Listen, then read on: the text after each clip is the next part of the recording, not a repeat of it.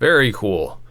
For the record, this could have been done with either message manager call async or timer call after delay. I chose to roll my own for the following reasons.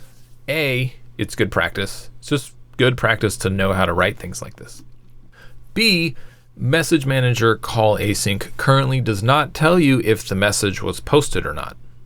C, async updater warns you if the message manager isn't running when you try to call trigger async update. If the message manager isn't up and running yet when we try to make one of these guys, we're going to get warned about it. And then regarding timer call after delay, I'm just not sure how long to wait for timer call after delay to start doing this Lambda without having it appear to have a bunch of latency between when the task is added to the tree and when this editor is finally made visible. So with that said, now we just need to make sure that we don't do this show the editor and change the text for the tree root. So that's pretty simple. Let's just make this, we'll go right here. We will do if tree is not tree.getRoot, and then we'll do this stuff. So let's grab this. We can put this inside here. One more. And we can put this in here. Oops. And I hate when it does that with the lambda formatting. So we'll just move that over like that. Let's run and try it out. We can see oops, that needs to be spelled root right there. Basically, if the tree is not the root, we can do our show editor thing. Okay, let's run it and try it out. All right, add a task. Excellent. Awesome. All right, very cool. Let's change it so that the default task is left in place. We'll just get rid of this line. Let's try that out. Make sure that does what we want. And add a node. Okay, cool. We got our default text. Awesome. Let's make it delete the node if we leave the text blank. Again, we'll only do this for non-roots, so we will add this here after our single lambda callback make function right there. We can do this by removing the child node from the underlying tree. This will trigger the child removed callback in the TaskQueue item, which will rebuild all of the sub items, including all of the TaskQueue item component instances.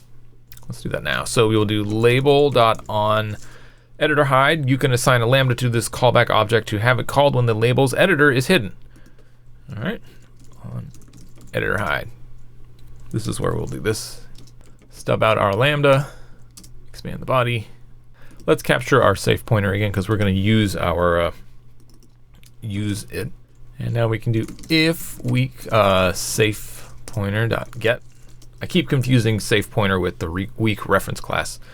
Component safe pointer is built off of the weak reference class.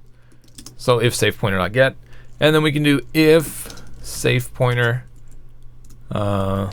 label get text if it's empty.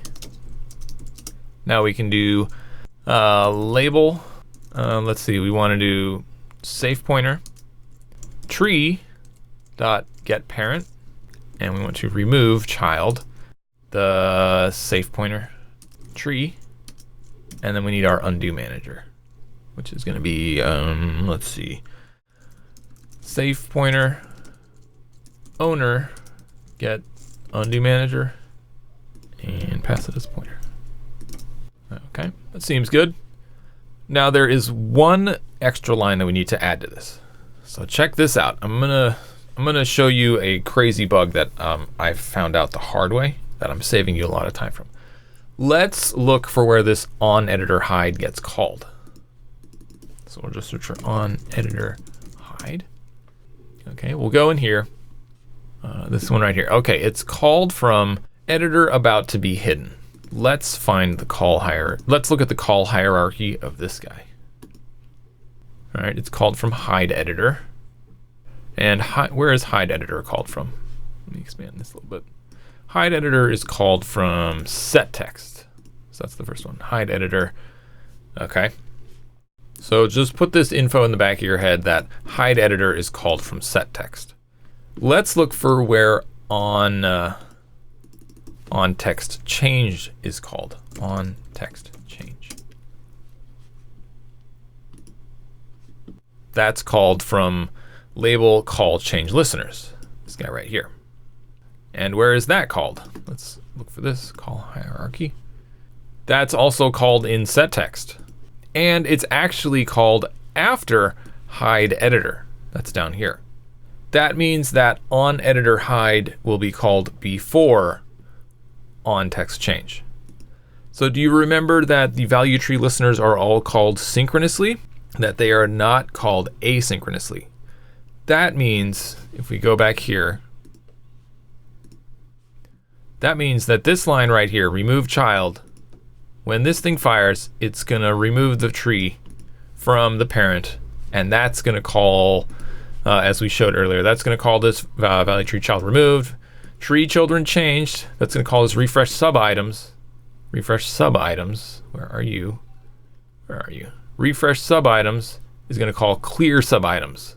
That means it's going to delete all of the TaskQueue items that are owned by the parent, as well as all of the TaskQueue item components that are owned by the parent TaskQueue item. And what is our, we ran into this already when we were trying to drag and drop, right? We're running into the same thing here with the deleted this being used. So what is our onTextChange going to do? If we scroll down here to it. onTextChange, this function right here. It's going to use the tree member variable of our class. It's going to use this guy. It's also going to use the label. It's also going to use the owner member variable. It's going to use these member variables. All right, is that going to work if we try to use member variables after an object is deleted? No, it is not.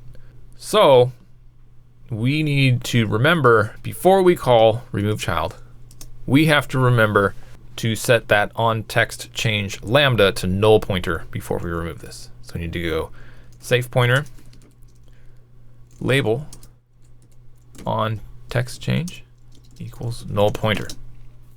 All right, and if we build it, let's see if this works. This is white, so I'm guessing not. No viable overload equal. The reason for that is because we are modifying a captured object, and we have to make this mutable so that because the lambda callback is const, which means that you're not allowed to call non-const member functions or modify objects. And this is modifying the object. All right, let's run it and try it out, make sure this works. So add a task, delete the text. Awesome, that totally worked. And what happens if we do it to the root? Delete the text. It changes the text, but it doesn't delete it, so that's totally fine. All right, so after looking through this code and knowing that this is going to be called while the TaskQueue item component instance is still valid, we really don't need to use this safe pointer weak reference thing that we got going on here. But it's not hurting anything, and it's technically the correct way to deal with objects that you're not sure of when they're going to be called, in terms of if this lambda is going to be called while this TaskQueue item component is still going to exist. So I'm going to leave it in as the way it is. I'm not going to mess with it. And I'm just going to make a mental note to myself that eventually I'm going to want to do the same thing down here in onTextChange, because I'm accessing member variables here, as well as in onEditorShow. Awesome.